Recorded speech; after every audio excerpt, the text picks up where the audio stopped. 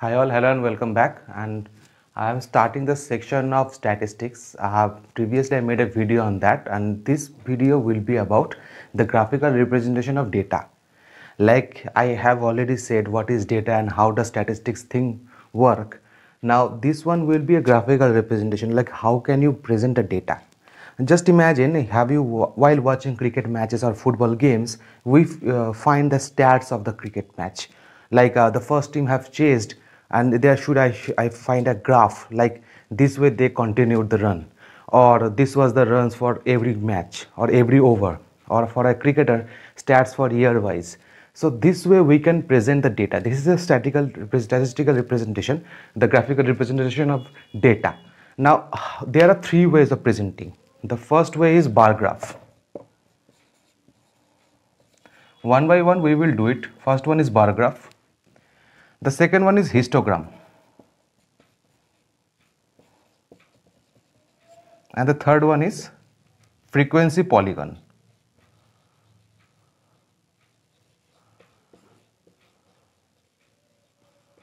And we will do it one by one, these three. So let's start. And by the way, please subscribe the channel and follow in Facebook. We are both available on that.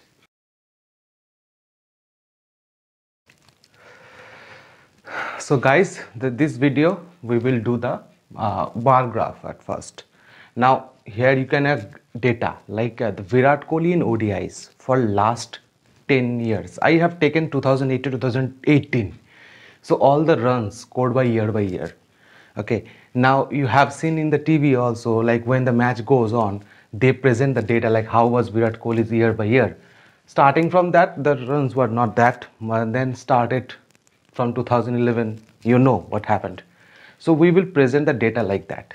So let's do what we will do in bar graph. The thing which is remaining constant, we will put it on x-axis. The thing which is increasing gradually, we will put it on x-axis, and the thing which is rapidly changing, we will put it on y-axis. So the runs, if you see, these are actually the runs we will see, these are actually dependent on the year.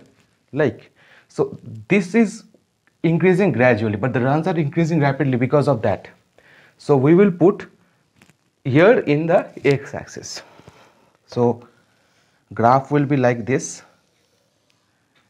So years will be in x-axis and runs will be in y-axis. Now if I see starting from 150 to what is the highest one I have, 1460. So I can take 1500. So 150 to 1500, if I just divide it like that, so 100, 200, 300, 400, 500, 600, 700, 800, 900, 1000, 11,000, 1100, 1200, 1300. So the divisions have been done like 100 to 1500. All the divisions have been done. Now what I will do? I will do the yearly division. So for 2000, it will start from 2008. So it will be a incretion, then continuity of 2008, 2009, 2010, 2011, 2012, 2013, 14, 15, 16, 17 and 18. And each of the section will have a similar width. I will show you how it will happen. Like 159, in the graph you can get more divisions, like I don't have in the whiteboard. So think like it is on that part. So it will increase like this and will have a width, and that's the first year, 159. Second year is 325. So it will be like thing like that part, that in 325 will be there. So 325. 2010 is 995. So 900 and 1000 between that. So it will increase a bit more and it will stay like this. So 1202. So it will increase to 1200 and 2. So all the time based graph of bar graph is done. Okay, I can just highlight that part if I want. So this is how you can draw the bar graph. Okay, in the next section we will do the histogram. Bar graph and histogram is quite similar, but histogram is property wise is a bit different and it looks also a different one. So we will do after that. Thank you. So now we will do the histogram. Now histogram and bar graph is quite similar, but for histogram what happens, we will get the continuous graph.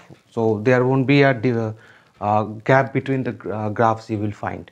So what it will look like, similar like bar graph. So I will start drawing it. So like the first year was 159, so it will start there and it will continue to 2009 like this. That was 159. The second year was 325. It will start from that and it will go till that end. Now for 2010 it was 995. All will be same width. Okay, maybe in the drawing it won't look like same, but all will be in same width. 2010 it was 995, so between 900 and 1000. So I can take that point. 2010 gone. 2011 was 1381, so between 1300 and 1400, so that one. 2012 was the 1026, so 1000 and 1100, so it may be there. 2013 was 1268, so between 1200 and 1300, so somewhere there.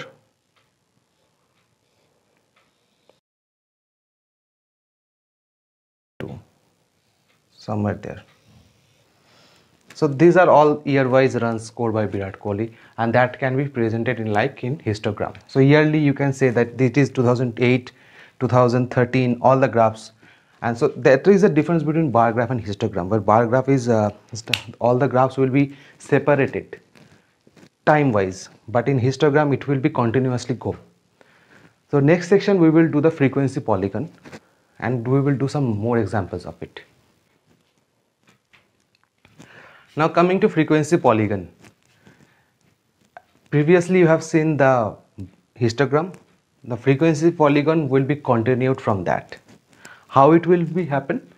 So what is frequency polygon is, first let's just consider that histogram. Now all the graphs take the midpoint of the top like that. All the top will have a midpoint. Okay. And start from that, connect them together. Like this is connecting like that. Now just think, this is creating a polygon. The chart is creating a polygon. That is frequency polygon. Now if I rub that thing, if I rub that other graph parts,